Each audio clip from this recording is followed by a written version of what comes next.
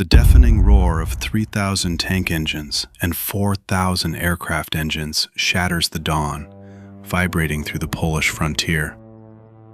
It is September 1939. A world-class military machine is violently redrawing the map of Europe. Yet, according to the official state ledgers locked in Berlin, this invasion is a mathematical impossibility. Just years prior, the German economy was a wasteland of hyperinflation, where citizens burned currency for warmth, and a single United States dollar equaled 4 trillion marks. The national treasury is functionally empty. From a strategic calculus, a structurally bankrupt regime cannot suddenly deploy the most technologically advanced, capital-intensive armed forces on the continent. The visible reality of panzer divisions directly contradicts the hidden truth of the financial archives. How did a fractured state finance the most expensive military buildup in modern history without triggering runaway inflation or alerting the intelligence networks of the Allied powers?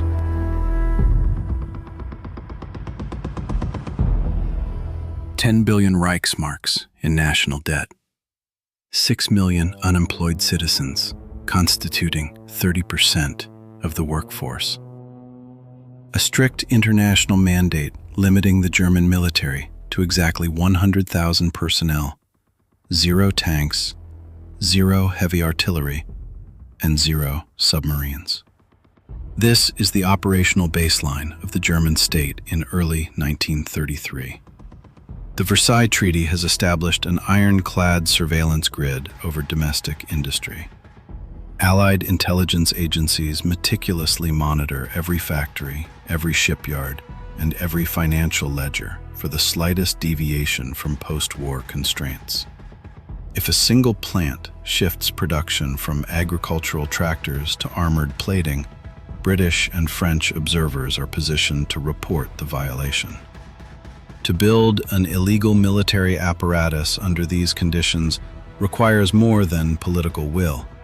It demands a clandestine financial network capable of bypassing the most rigorous international oversight of the era. On March 17, 1933, Adolf Hitler appoints Hjalmar Schacht as president of the Reichsbank. Schacht is not a military commander. He is a currency specialist, tasked with an impossible directive. Declassified treasury documents reveal that Schacht immediately identifies a structural paradox. The regime requires massive capital to rearm, yet printing new currency will trigger another fatal wave of inflation, and borrowing openly through public defense contracts will instantly trigger Allied sanctions. The strategic objective shifts. Germany must forge an invisible supply chain. The architects of this operation cannot rely on standard treasury bonds or conventional state expenditure reports. They need an instrument of deception so mathematically precise that foreign analysts will fail to detect the mobilization until the trap is already sprung. Faced with comprehensive international surveillance and a depleted vault, how does a central banker conjure the phantom capital required to manufacture an illegal war machine?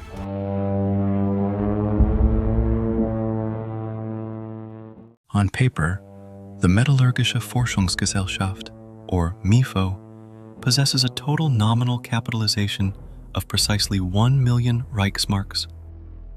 In physical reality, this entity owns 0 factories, employs 0 industrial workers, and maintains no legitimate corporate footprint whatsoever. Yet, in 1934, this phantom organization becomes the primary financial engine of the German rearmament program. Hjalmar Schacht engineers MEFO not as a manufacturing firm, but as a literal ghost company designed exclusively to launder sovereign debt. The operational calculus is coldly systematic. If the Ministry of Defense directly orders heavy artillery or armored vehicles, the transaction appears on the national budget, immediately alerting international intelligence. To bypass this, the state establishes MEFO as a civilian front. When major defense contractors deliver illegal military hardware, they do not invoice the government. Instead, they bill this invisible corporation. MEFO pays the contractors in specialized promissory notes, known as MEFO bills, which function as a parallel, off-the-books currency. Because these transactions occur between private entities, they remain entirely absent from the official state ledgers and the Reichsbank public reports.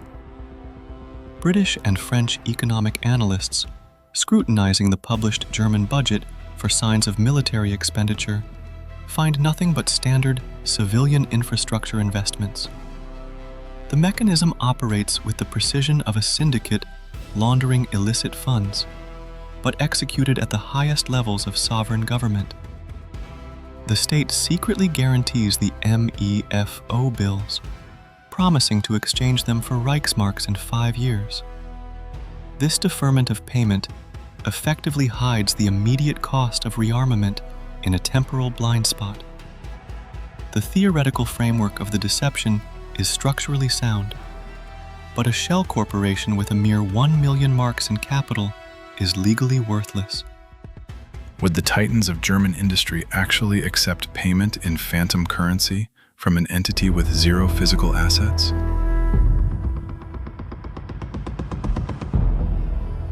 According to classified corporate ledgers from 1934, the titans of German industry, Krupp, Siemens, and Rheinmetall, willingly enter the shadow economy.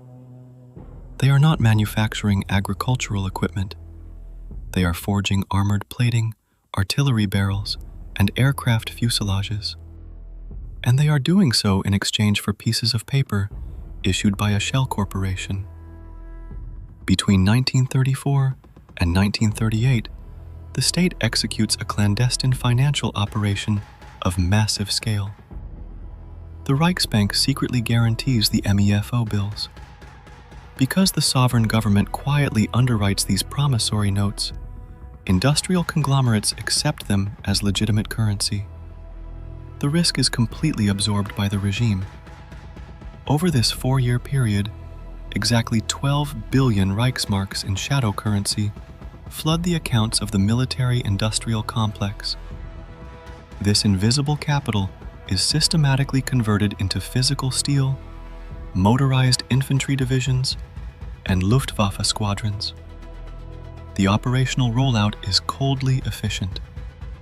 A defense contractor receives a classified order, delivers the munitions, and accepts MEFO bills in return. The contractor then uses these same bills to pay subcontractors or deposits them in commercial banks. The regime has effectively engineered a parallel currency, circulating entirely outside the view of Allied intelligence agencies. The deception holds. Foreign analysts track the official national budget, which remains artificially suppressed, while the actual deficit expands within hidden ledgers. Yet this entire economic framework relies on a deferred timeline. The MEFO bills carry a strict 5-year maturity date. They are not grants. They are short-term loans drawn against a future that has not yet been secured. The clock is ticking on an economic time bomb. How long can a shadow economy circulate 12 billion marks in invisible currency before the mathematical reality of a state-sponsored Ponzi scheme demands physical payment?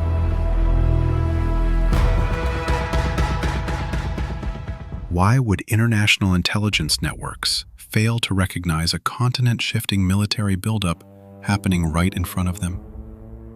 The deception operates flawlessly across 2 parallel fronts. Externally, the international community misinterprets the data.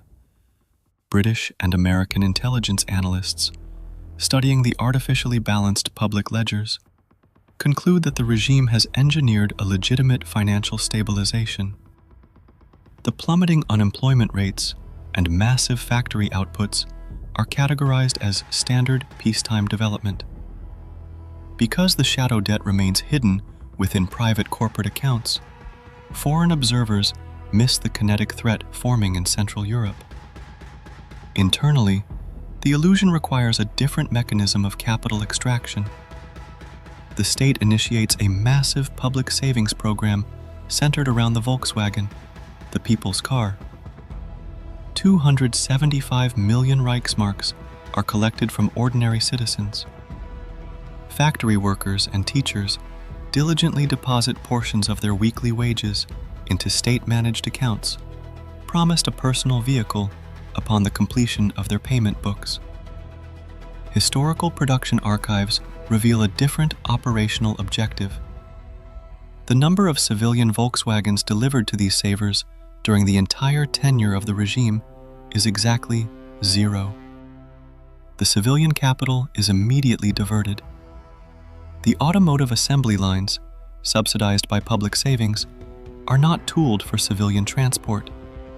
They are manufacturing the Kubelwagen, a specialized military vehicle designed for infantry deployment. The regime successfully weaponizes the aspirations of its own populace while simultaneously neutralizing foreign suspicion. The Allied powers are lulled into strategic complacency, and domestic citizens unknowingly subsidize the war machine that will eventually consume them. The illusion of prosperity appears mathematically sound, yet the entire architecture of this parallel economy rests on a rigid timeline. The promissory notes issued in 1934 are quietly approaching their expiration date, and the bill is finally coming due.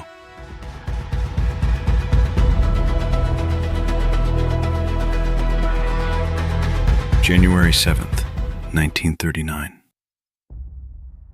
Inside the Reichsbank headquarters in Berlin, the mathematical illusion finally fractures. The 5-year maturity window on the initial wave of shadow promissory notes officially closes. The invisible debt is no longer a theoretical ledger entry. It demands immediate liquidation in hard currency. Yet, the National Treasury holds no such capital. The domestic funds systematically extracted from civilian savings programs have already been consumed by the military-industrial complex. Hjalmar Schacht, the central banker who engineered this parallel economy, recognizes the critical failure point. He submits a highly classified memorandum to the regime, signed by the central bank directors. The operational assessment is unambiguous. The report insists on a drastic curtailment of rearmament spending, a strict reduction of state expenditures, and a balanced budget as the only method of preventing a total currency collapse. The internal data proves the machine is overheating. The regime's response to this fiscal reality is terminal. On January 20, 1939, Adolf Hitler formally dismisses Schacht from his position as Reichsbank president. The state chooses to purge the architect rather than halt the assembly lines. The internal Ponzi scheme has exhausted its domestic fuel. The government cannot print more Reichsmarks without triggering hyperinflation, and it cannot borrow openly without exposing the entire fraud to British and French intelligence networks. This is the ultimate revelation of the German economic model. It is structurally designed as a parasite. Having depleted its own internal reserves, the apparatus must either shut down entirely or expand outward to violently absorb new capital. The financial miracle was merely a delayed foreclosure, a ticking countdown that has now reached 0. With the central banker purged and the National Treasury facing imminent default, the state looks across its borders for a violent audit.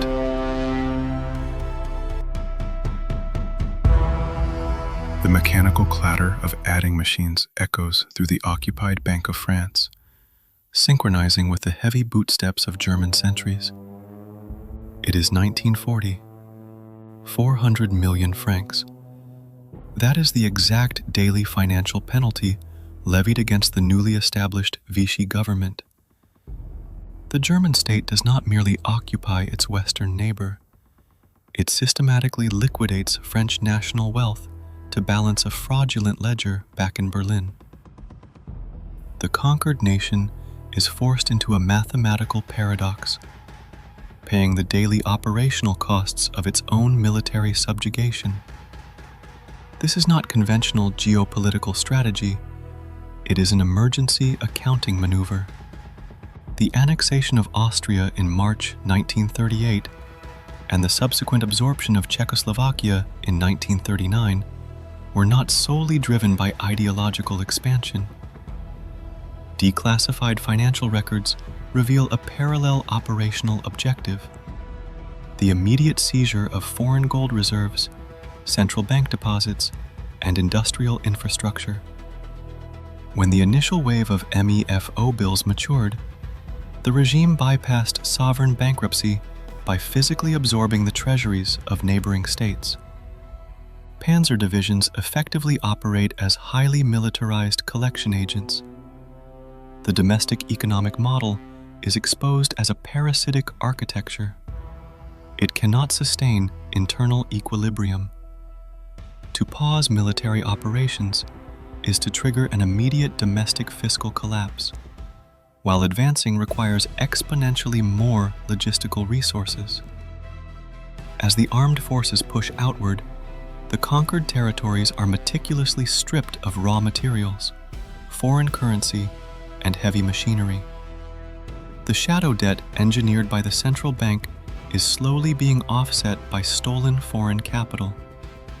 At the same time, the expenditure required to maintain this mechanized occupation force grows continuously. The regime is trapped in a rigid feed loop, where the spoils of one conquest merely finance the fuel necessary for the next invasion.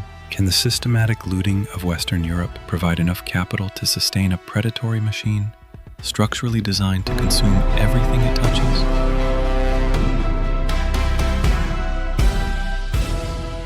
While the military has successfully subjugated the industrialized West, the domestic financial apparatus continues to fracture.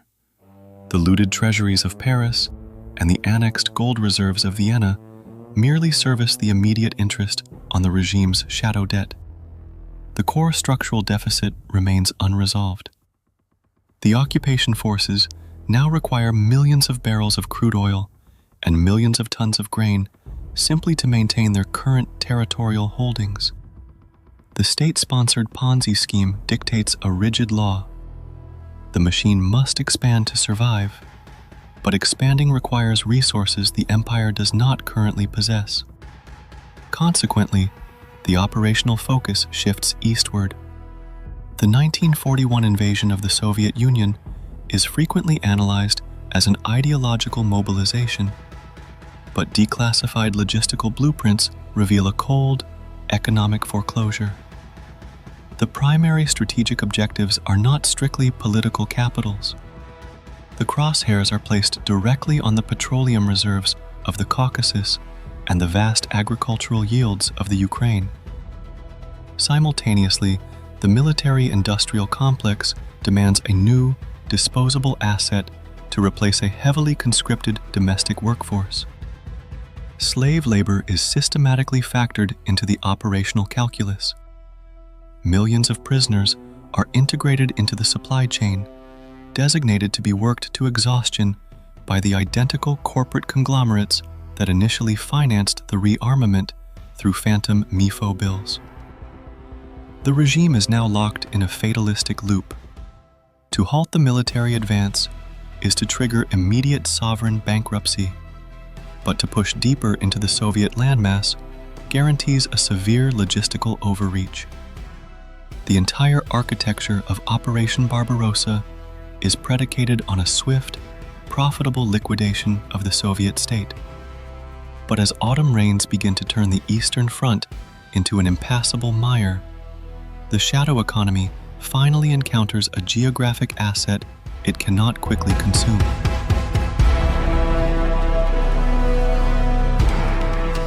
Declassified post-war audits reveal a bitter truth hidden beneath the rubble of 1945.